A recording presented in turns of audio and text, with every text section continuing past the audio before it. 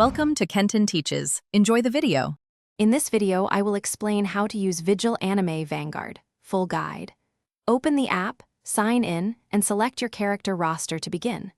Start with the tutorial missions to learn core controls and combat basics. Customize your loadout, equip skills, and set formation before matches. Practice timing combos in training mode and review character strengths and strategy. In this video, I will explain how to use Vigil Anime Vanguard, full guide. Focus first on mastering basic attacks and evasion so you can react confidently in fights. Learn how special skills interact with cooldowns and stamina to plan your engagements. Pay attention to positioning and environment effects that can turn battles in your favor.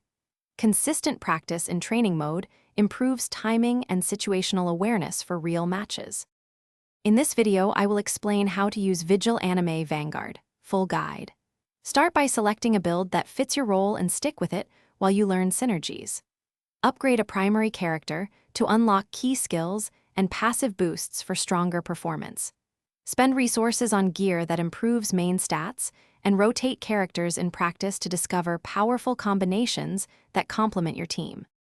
Thanks for watching. Please subscribe if this video was helpful.